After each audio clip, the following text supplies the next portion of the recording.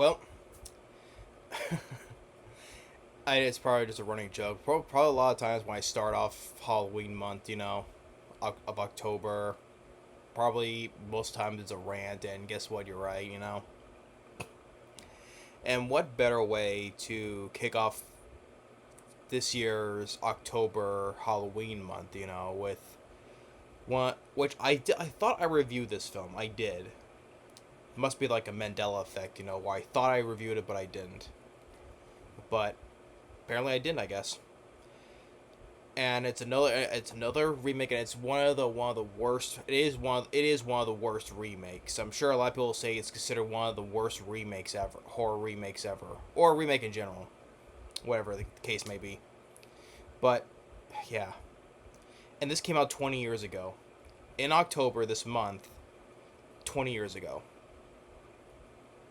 Yeah, so 20th. So this is so technically, yeah, it's a 20th anniversary review. So yeah, 20 years later, this film is still shit. It still sucks. Okay. So what talk about is the 2005 remake, which of an alt of a very classic movie of The Fog. Which like I said, I thought I reviewed this movie. I did, but I remember I reviewed the original The Fog, which I love John Carpenter's The Fog.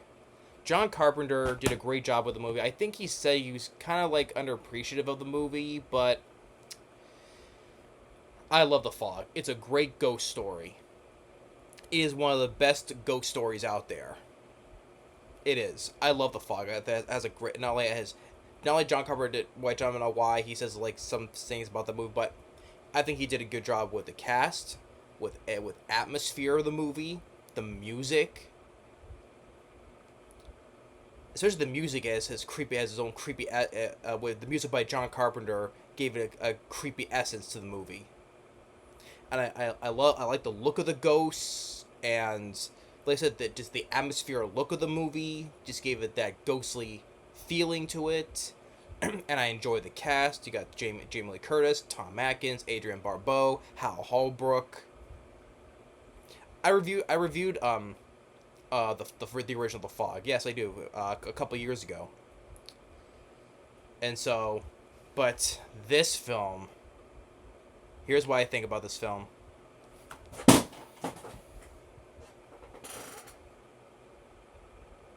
That's what I think about the movie. So yeah, I know. Give me a second here. Yeah, there you go. So I had to go through in the very corner, through in the very corner where my bed is. So I had to reach under there. But that's how still feel about this movie to this day. I want to throw it again, but I don't want to waste my time doing that though. But this film still sucks. I can still do this though. I can still do that though. Because why? Because it's fun. It's fun to do. Throw your little tangents on a shitty movie that everybody hates. I don't know a single person who likes this remake. I don't. But I'm sure that 99% hates the movie. This was another pointless remake. It's... Especially when you're remaking of a film from John Carpenter, come on. I mean... The film was directed by Rupert Wainwright. This is a guy who directed that Stigmata with Gabriel Byrne. He's a priest and helping this girl from this demonic thing. I did not mind that movie for what it was, Stigmata. This guy also going to this before that. This guy directed Blank Check. The '94 Disney movie Blank Check. So you got the guy who directed Blank Check, a kid's movie, going to do the Fog remake. And this film stars Tom Welling, Superman from the TV show Smallville, which this is during the time he was doing. This is during the time he was still doing Smallville. I think he was doing like the 4th season of Smallville by the time he was doing this. So, yeah, but Tom Welling, I mean, I will say this. Tom Welling is not that bad of an actor, though.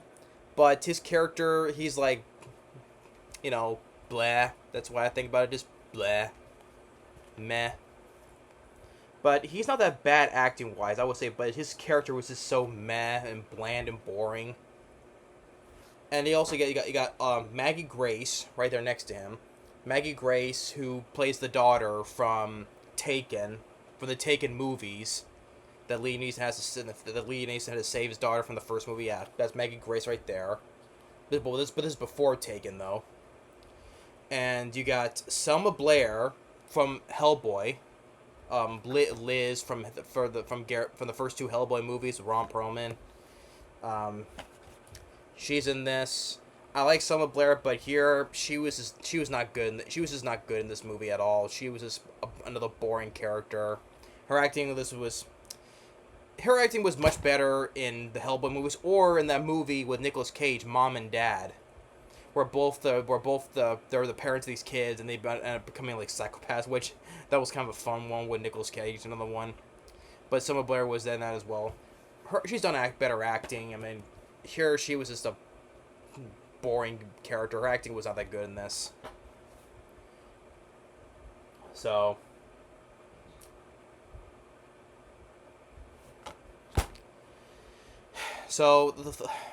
in the film, it was universally panned by critics. Has a 3.7 IMDb, which should be lower, and has a 4% on Rotten Tomatoes. A 4%.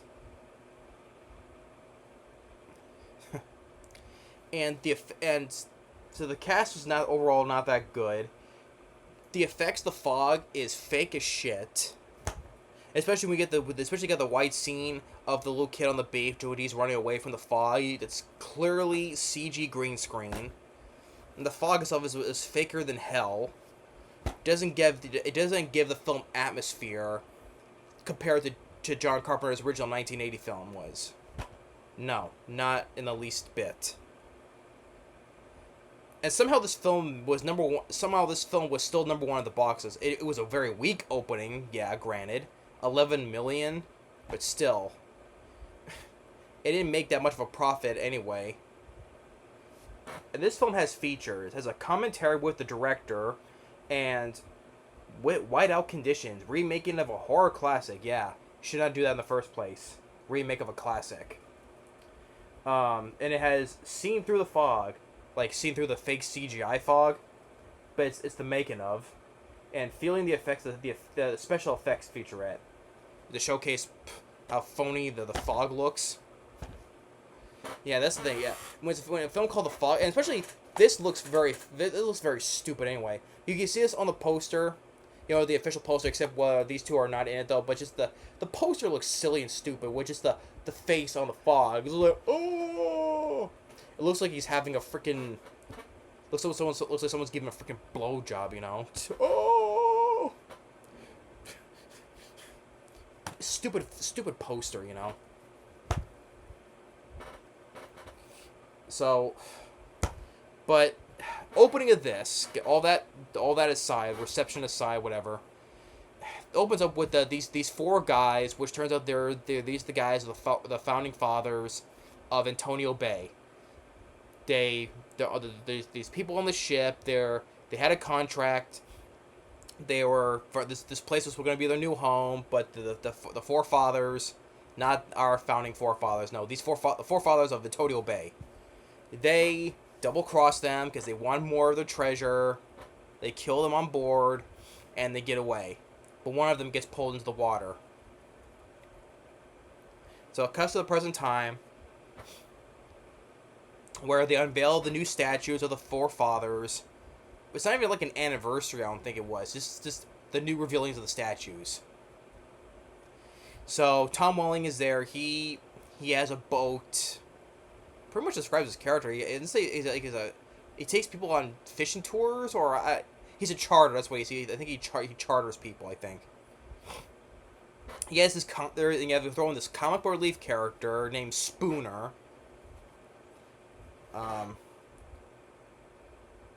What was it? What D Ray's something? I forget the guy's name. I don't care. He's supposed to be the comic. He's supposed to be the comic relief, and you always have to have a comic relief in this, and so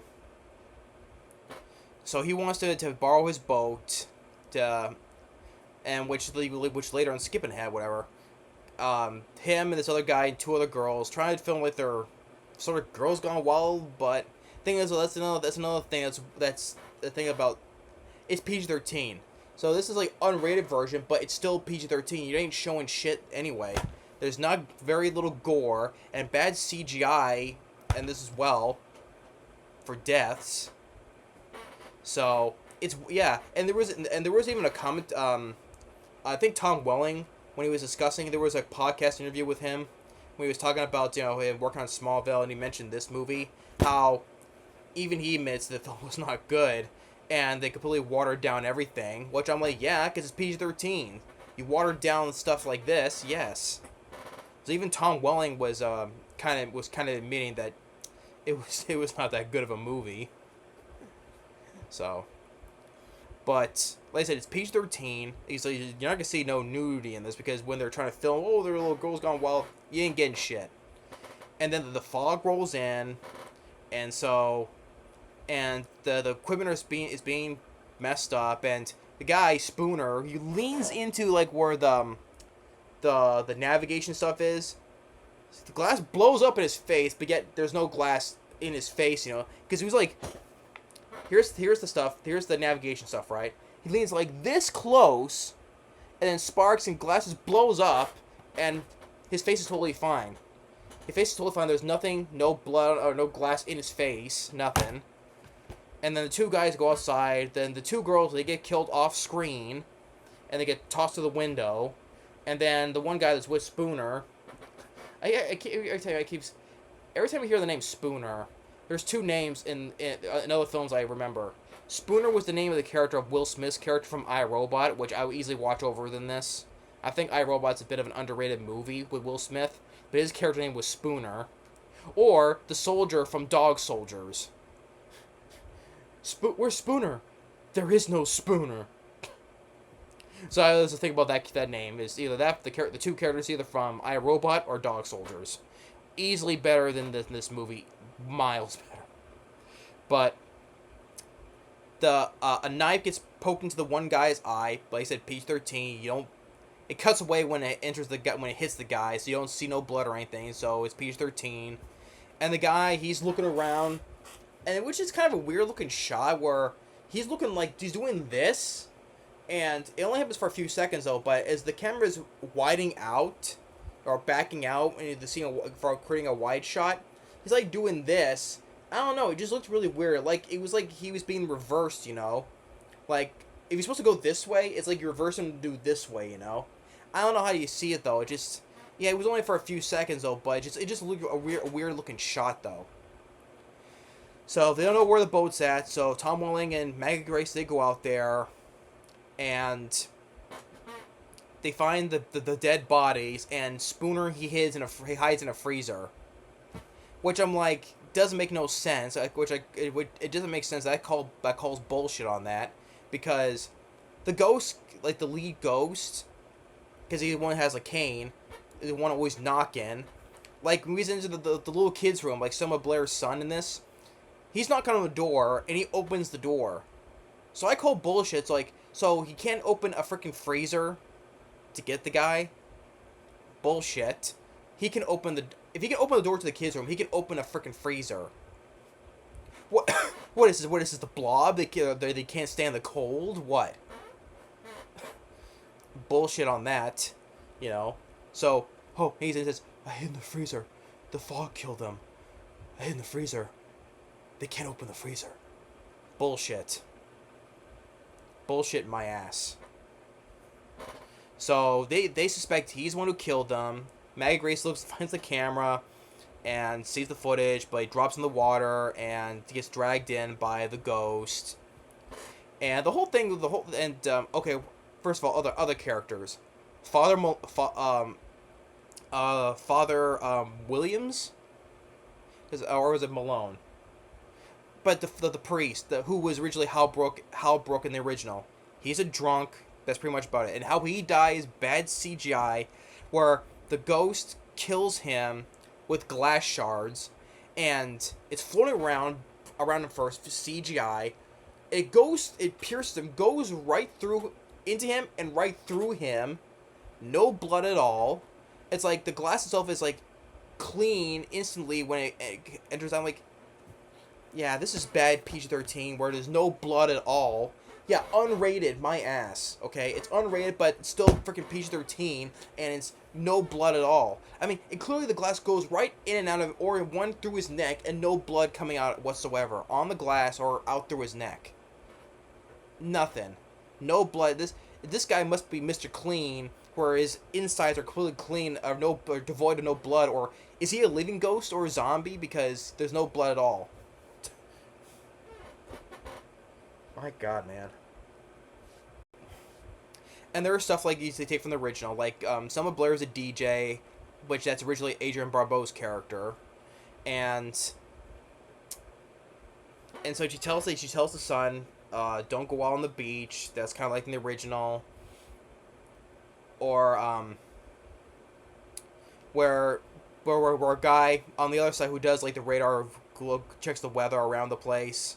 That was originally Charles Cypher's character in the original. Charles Cypher, who played Sheriff Brackett from Halloween. How he dies almost same way like in the original. Although I will say the one positive I will say about this movie is the guy who Selma Blair is talking on the other end. He goes outside and he comes through. I don't know if it was a door or a window because it was glass. He comes flying in on fire. Okay. And the guy is burning like in a skeleton way. Okay, that looks like a good practical fire effect. Okay, that's like the one positive I'll give it to. Was a good practical fire stunt.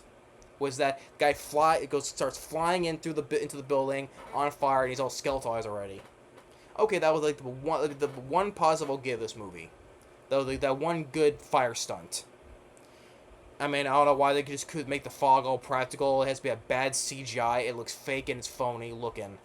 I mean, there's a part where Selma Blair goes to get her son, her car breaks down, and the fog rolls in, and you see it going through her air condition.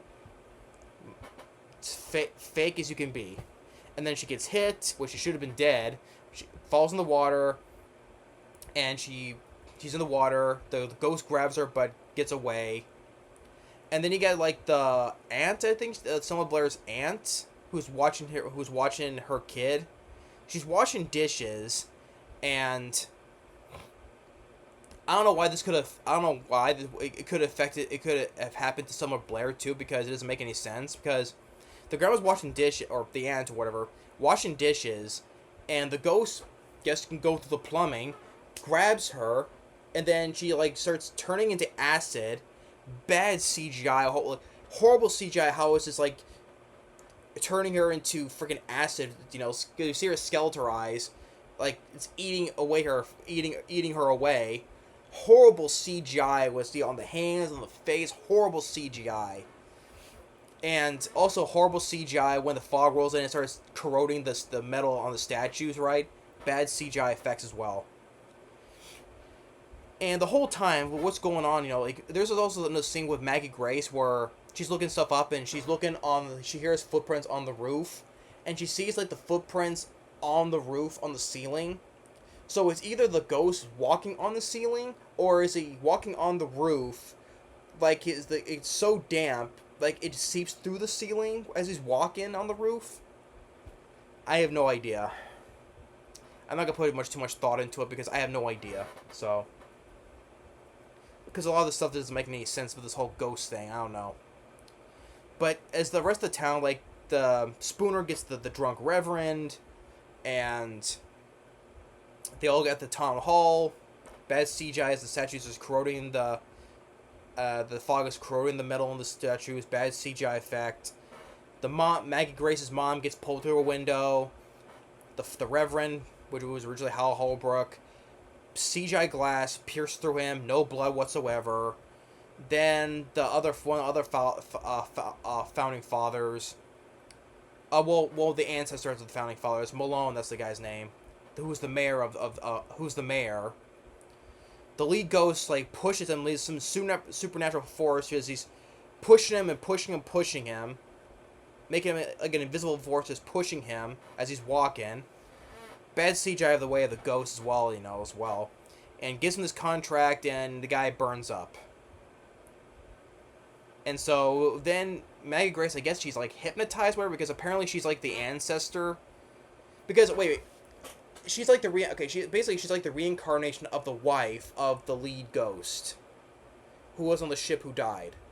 But I guess so also at the same time, one of her ancestors is one of the ones of the founding fathers. So I'm like, so she's like one of the ancestors because her last name is Williams, and it's one of the founding fathers. But yet she's also at the same time the reincarnation of the lead ghost's dead wife. Okay, I guess that was not in the original, doing a bit different, but it was silly as shit. I mean, it's like she's like in a trance. She goes up and kisses the ghost, and now she becomes the ghost's wife again, and then they both just wither away in CGI land. And Tom Wellings is looking at him like, I mean, that was your ex girlfriend because yeah, because further mentioned that she was her ex. She was his ex girlfriend. They knew from back then, and she didn't know, and she was hitchhiking on the way there, and she didn't know that was him until he picked her up. But just like he just looked at her like she withers away, and so after all that, we hear Selma Blair on the radio again, and Tom Welling just tosses the journal into the sea. Oh, by the way, his name is Nick Castle. By the way, named after Nick Castle, who played Michael Myers from Halloween. Yeah, Nick Castle. Man, this is such a bullshit movie, you know. Lots of horrible remake. 20 years later, it's still one of the worst remakes. Still one of the, it's still very, it still sucks. It's still very shitty to this day. Bad fake CGI fog. It's clearly you can see that. Oh, another one. A Watered Down Death. I forgot to mention. There's a guy who like looks for stuff on the beach, right? And he finds a rope, and the kid's on the beach. He sees this. The guy keeps on pulling the rope. He gets further into the water. I'm like, you know, dude, just like, can't you just let go of the rope? You clearly see how big this rope is and how far it's going. Just let go of the rope, but no, he can't seem to let go of it. He can't let go of a rope, but yeah, the guy just like drowns. So, another lame death, and another guy who had these two dogs. They got a mark on his face and gets tossed through a window. Like I said, lame deaths. The old woman, bad, horrible CGI. She's rotting away, horrible CGI, and slow and fake horrible CGI fog. I mean, Tom Welling, he's doing the best he can, but he was just a bland, boring character. Same with Maggie Grace. It's pretty much the rest of the cast, you know. The guy who was a comic relief, Spooner. I'm like, bullshit how that the ghost can't get him in the freezer. They can open doors, but they just, or toss people through windows, but they just can't open up a fucking fridge door, a freezer door. Bullshit. And the ending was silly and stupid, like this whole movie is. There's a reason why this film is still hated to this day. I don't know what the director was thinking. Maybe it was a paycheck. Who knows? I mean, John Carpenter, I don't know why he said yes into producing with this movie, including Deborah Hill. I guess she died shortly before this, or after, I forget though. Deborah Hill, who worked with John Carpenter throughout the years. I don't know why they say yes. Now, if Deborah Hill passed away before this film was released, maybe that's why they put her name on this, but I don't know why John Carpenter said yes to help him produce in this movie. I don't know why. Well, I know it was his movie originally, but I guess he had to have a hand in it, otherwise he probably would have sued them. So, it's easily one of the worst remakes, along with the Hitcher remake, Nightmare on Elm Street remake, Halloween, Prom Night, several other horrible remakes. So, but which is worse, I can't tell you that right now. I'll have to do a very thorough check, you know, what I think is which is worse. So, but yeah, 20 years later, yeah, I can't believe it's been 20 years. 2005, 2025, jeez.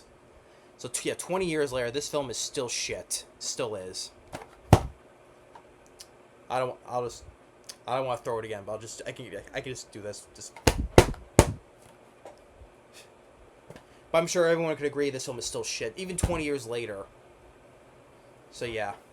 So what a way to kick off Halloween month, you know? With one of the worst remakes ever. Just that is still shit to this day, 20 years later. So yeah. So that's my 20th anniversary rant on one of the worst remakes of a classic film. You know, I'd rather watch. I'll easily guess. I'll still watch John Carpenter's The Fog. It's still a classic. It's still one of the best ghost stories there is. I don't know why the John Carpenter is just gonna like downsize that movie. I don't know why. He did a fantastic job. And Jamie Lee Curtis is not proud of the movie either. I mean, she's not proud of a lot of movies, except for unless it's Halloween or True Lies. But yeah, she doesn't like a lot of some of the stuff that she doesn't stars in. Me, I don't know why. Jamie Lee Curtis was good in the Fog. I just don't know why. But stick with the original classic. It's a great ghost story. It gives it mood, atmosphere, creepy music, just everything good about the movie. This is like if they want to take a good. It's like they said they want to take a good movie and just do it ass backwards, and that's what it is. They took everything that was good from the original Fog and did it all ass backwards.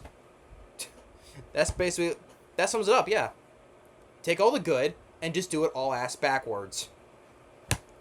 So, but yeah. So thanks for watching and stay tuned for more for Halloween month and we'll see you next time. Later. Fuck this movie.